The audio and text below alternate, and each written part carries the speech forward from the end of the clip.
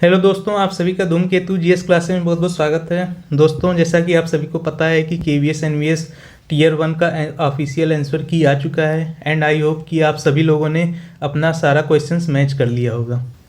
अब अगला सवाल सबसे पहले यही आता है कि एक्सपेक्टेड कट ऑफ क्या रहने वाली है।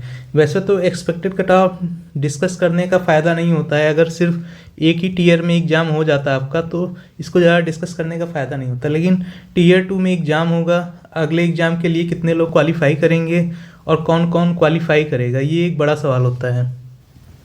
तो हमें कट ऑफ एक्सपेक्टेड सोच करके और तैयारी अपनी टीयर 2 की स्टार्ट करनी होती है, क्योंकि आप देखे ही हैं कि टीयर 1 में आपको कितना कम समय मिला हुआ था। तो टीयर 1 के हिसाब से अगर देखा जाए, मान लीजिए आपका रिजल्ट आ जाता है 1 मंथ के बाद भी आ जाता है, तो आपको मान लीजिए अगर 1 महीने का ही टाइम मिल गया तो आप कैसे उसको तैयार करेंगे, क्योंकि सिलेबस तो आप लोग देख ही चुके होंगे कि सिलेबस हमारा कितना लेंदी है और साथ में इस बार डिस्क्रिप्टिव क्वेश्चंस को भी ऐड कर दिया गया है। तो आप समझ रहे हैं कि पेपर की तैयारी करना हार्ड हो चुका है, क्योंकि अब आप ऑब्जेक्टिव की तैयारी नहीं कर रहे हैं कि 1 महीने में क्वेश्चन प्रैक्टिस करके चले जाएंगे और आपका हो जाएगा। तो एक्सपेक्टेड कट ऑफ डिस्कस करने का मोटिव क्या था वो मैंने आपको समझा दिया कि हमें अपने टीयर 2 का प्रिपरेशन स्टार्ट कर देना है। अगर मान लीजिए आप किसी मार्जिन पे हैं तब भी आपको एक प्रोग्राम सेट रखना है कि अगर मान लीजिए आपका रिजल्ट में आ जाता है नंबर या रोल नंबर आ जाता है आपका, तो टीयर 2 के लिए आप कैसे अप्रोच करेंगे, क्योंकि टीयर 1 क्वालिफाई करने से ही काम नहीं बनेगा, हमें टीयर 2 भी निकालना पड़ेगा।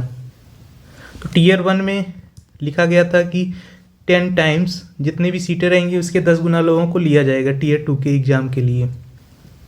तो आज हम लोग इस वीडियो में उसी के सीट के अकॉर्डिंग ये डिस्कस करेंगे कितनी पीआरटी की कट ऑफ जाएगी, और साथ में ऐसे लोगों के लिए भी वीडियो इंपॉर्टेंट होगी कि मैं बताऊंगा अगर आपके अच्छे नंबर नहीं बन रहे हैं तो आपको आगे क्या करना चाहिए, और साथ में जिसके अच्छे नंबर बन रहे हैं उसके लिए क्या स्ट्रेटजी होनी चाहिए आगे की। तो दोनों लोगों के लिए वीडियो इंपॉर्टेंट है।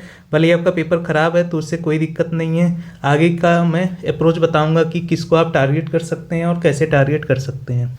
तो सबसे पहले देखते हैं कि expected cut off for PRT क्या हो सकती है केवीएस में।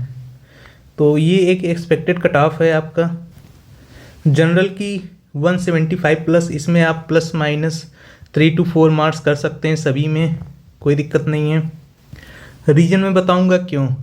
दूसरा, ओबीसी एंड ईडब्ल्यूएस का लगभग सेम ही रहेगा 165 to 170, एससी का 155 to 160 एंड एसटी का 150 प्लस अगर आ रहा है तो वो टीयर 2 के लिए बिल्कुल लग जाएं अच्छे से। अगर किसी का 3-4 नंबर आगे पीछे भी आ रहा है तो भी वो एक स्ट्रेटजी तो एटलीस्ट बना करके रखे ही कि अगर मान लीजिए आपका सिलेक्शन हो जाता है टीयर 1 में तो आपको कैसे टीयर 2 के लिए अप्रोच करना है।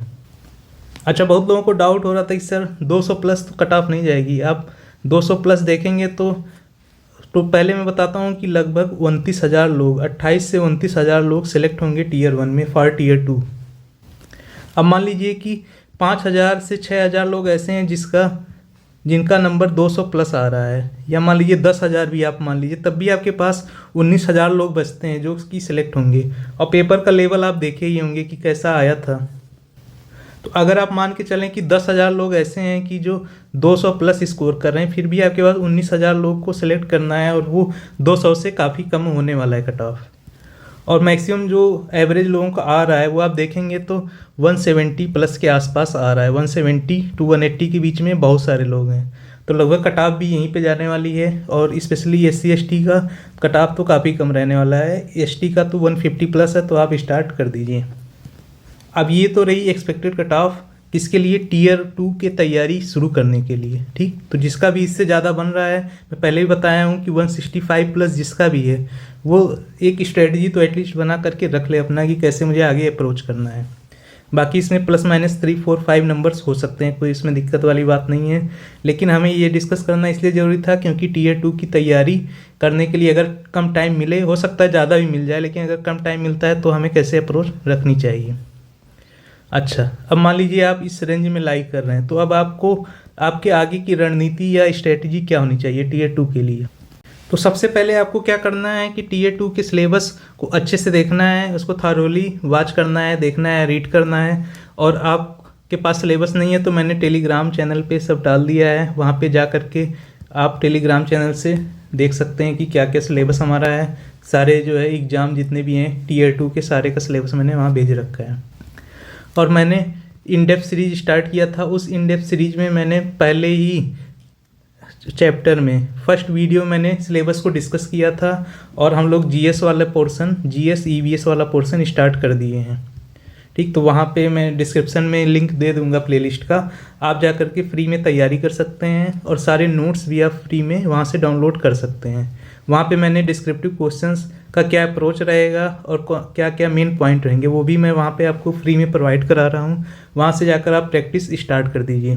ठीक, तो सोर्सेज फॉर टीयर 2, तो अभी ये नया पैटर्न इंट्रोड्यूस हुआ है, तो सोर्सेज तो बहुत ज़्यादा अवेलेबल नहीं है, लेकिन मेन सोर्स जो हमारा रहेगा वो एनसीईआरटी पे ही बेस्ड रहेगा। तो किसी भी टॉपिक के लिए आप एनसीईआरटी को रिफ़र कर सकते हैं। अगर ऐसा कुछ टॉपिक है जो इसमें नहीं अवेलेबल है तो उसको मैं टेलीग्राम ग्रुप पे आपको प्रोवाइड करा दूंगा और साथ में उसकी वीडियो भी प्रोवाइड करा दूंगा। तो अभी हम लोग जीएस वाला पोर्शन कर रहे हैं और आप जा करके एक बार ज़रूर देखिएगा और रिव्यू ज़रूर दीजिएगा अपना कि आपको कैसा लग रहा है वो सेशन इन डेप्थ सीरीज। उसमें हम लोग साथ में सीख रहे हैं कि कैसे डिस्क्रिप्टिव क्वेश्चंस को लिखना है और साथ में ऑब्जेक्टिव क्वेश्चंस को भी डिस्कस करते हुए चल रहे हैं, ताकि एक अलग से हमें जो है मेहनत ना करनी पड़े। तो वहाँ से जाकर आप देख सकते हैं और अपनी तैयारी को बूस्टअप कर सकते हैं। अब वीडियो के नेक्स्ट पार्ट में हम लोग ऐसे लोगों के बारे में डिस्कस करेंगे जो जिसका पेपर अच्छा नहीं गया है, वो लोग इस वीडियो को आगे कंटिन्यू कर सकते हैं। तो सबसे पहला सवाल, सर पेपर अच्छा नहीं हुआ, मान लीजिए आपने मिलाया, आपने मैच किया, 100 से लेस आ रहा है, लेस देन 100 आ रहा है या फिर लेस देन 90 आ रहा है, तो इसको कहा जा सकता है कि आपका पेपर अच्छा नहीं हुआ है। अब आगे आपको क्या करना चाहिए, तो हम लोग स्टेप के वाइज समझेंगे कि आपको आगे क्या करना है। आपको पैनिक तो बिल्कुल भी नहीं करना है, डोंट स्ट्रेस। फर्स्ट स्टेप यही है कि आपको पैनिक नहीं करना है, आपको मैच करना है सारे क्वेश्चंस। जो आपके क्वेश्चंस गलत हुए हैं उसको, उस टॉपिक का नाम एक अलग जगह से आप लिखिए। देन आप एक्सेप्ट योर मिस्टेक्स। स्टेप 2 में आपको अपने मिस्टेक्स को एक्सेप्ट करना पड़ेगा कि आपने क्या क्या गलतियाँ की जिससे आपका स्कोर अच्छा नहीं हो पाया।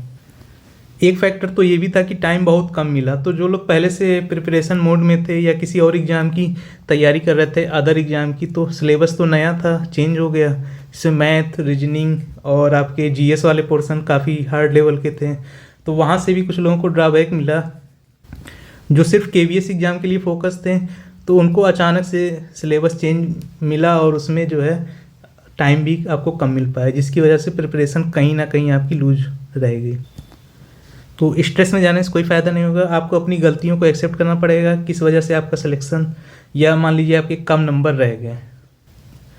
उसके बाद आपको चलना है एनालिसिस ऑफ योर वीकनेस। तो एक्सेप्ट ऑफ मिस्टेक्स से होता है कि हाँ आप रिलैक्स मोड में आ गए हैं, अब आपको एनालिसिस करना है कि मैंने गलतियाँ की तो कौन कौन सी गलतियाँ की। तो एनालिसिस करना है आपको अपनी वीकनेस का। और वीकनेस कैसे पता चलेगी, मैंने बताया था कि जब भी आप क्वेश्चन मैच किए हैं तो कुछ क्वेश्चन ऐसा भी रहा होगा जो शायद आपको आता हो और वो आपने गलत कर दिया हो। तो जो क्वेश्चन आपको आ रहा है वो आपने गलत किया है, तो ये एक बड़ी वीकनेस मानी जाएगी और ये एक अच्छा खासा ड्रॉबैक निकल के आता है। तो आपको ऐसे वीकनेसेस को पॉइंट आउट करना है कि बबल्स फिल करने में प्रॉब्लम हुई या फिर आपको एग्ज़ाम में एक्सेस करने में दिक्कत हुआ या आप क्वेश्चन सही से रीड नहीं किए, इसकी वजह से गड़बड़ हुआ। तो ये सारी चीज़ें आपको एनालाइज करनी होंगी और एक जगह पे आपको नोट करना होगा। उसके बाद आपको कॉस्ट फाइंडिंग में जाना है। कॉस्ट फाइंडिंग में आपको क्या करना है, सबसे पहले सारे को वीकनेसेस को एनालाइज जब आपने कर लिया, एक जगह पे लिख लिया, तब आपको समझ में आ जाएगा कि किस कारण से मेरा पेपर अच्छा नहीं हो पाया। ये काम आपको ज़रूर करना है। और साथ में अगर आप कमेंट बॉक्स में लिखते हैं अपने इस कारण को, तो कहीं ना कहीं आप उसको एक्सेप्ट करते हैं, वो चीज़ आपको याद रहेगी और वो गलती आप दोबारा नहीं करेंगे। तो कमेंट बॉक्स में जा कर के आप ज़रूर लिखिएगा कि किस गलतियों के कारण से आपका निगेटिव मार्किंग ज़्यादा हो गया या फिर पेपर अच्छा नहीं हो पाया। ये इस चीज़ों को आप ज़रूर जो है मेंशन करिएगा कमेंट बॉक्स में। उसके बाद नेक्स्ट स्टेप आता है एलिमिनेशन राउंड। अब आपको एक एक करके सारी गलतियों को दूर करना है और वो कैसे होगा मैं आपको नेक्स्ट वीडियो में बताऊँगा। जैसे आप कमेंट करेंगे कि क्या क्या रीजंस थे मेरे पेपर ख़राब होने के, तो उस पर मैं एक स्पेशल वीडियो बनाऊंगा कि कैसे आप अपने नंबर को इम्प्रूव कर सकते हैं किसी भी एग्ज़ाम की तैयारी कर रहे हो। ठीक, तो उससे कोई दिक्कत की बात नहीं है, लेकिन एलिमिनेशन राउंड में आपको फाइंड आउट करना होगा। अगर आप कमेंट बॉक्स में बताएंगे तो मैं उस पर एक डेडिकेटेड वीडियो बनाऊँगा। ठीक, नेक्स्ट है प्रिपेयर फॉर नेक्स्ट टारगेट। तो एलिमिनेशन राउंड आपने फाइंड आउट कर लिया, उस पर आप वर्क कर रहे हैं, साथ में आप एक अलग एग्ज़ाम को टारगेट कर सकते हैं। जैसे आने वाले टाइम में DSSB का बहुत ज़्यादा वैकेंसी आया हुआ है कई सारे पोस्ट के लिए। जो लोग यूपी के हैं वो यूपी टेट की तैयारी स्टार्ट कर दीजिए। मैं यही कहूँगा कि अभी से ही लग जाइए, जुलाई में पेपर है तो अभी से आप तैयारी स्टार्ट कर दीजिए। और साथ में सुपर टेट अगर टाइम आपको मिलता है तो सुपर टेट की भी कर सकते हैं, लेकिन पहले तो यूपी टेट की तैयारी करिए, चाहे प्राइमरी हो या आपका जूनियर हाई स्कूल लेवल, दोनों पे आप स्टार्ट कर सकते हैं। और अगर आप इससे जुड़ी हुई कोई भी वीडियो चाहते हैं तो आप कमेंट बॉक्स में ज़रूर बताइएगा, मैं उससे जुड़ी हुई video C TET UP TET से जुड़ा हुआ वीडियो ज़रूर लाऊंगा। साथ में कुछ लोग सी टेट का भी फॉर्म भरे होंगे तो सी टेट का पेपर आप अच्छे से दीजिएगा और इन गलतियों को ज़रूर फाइंड आउट करके उसको दोहराइएगा मत कभी भी एग्ज़ाम में, आने वाले जितने भी एग्ज़ाम हैं आपके। और अगर आपको टीचिंग का एग्ज़ाम समझ में नहीं आ रहा है तो इस समय आरआरबी ग्रुप डी की भी वैकेंसी बम्पर आई हुई है, आप उसमें भी ट्राई कर सकते हैं।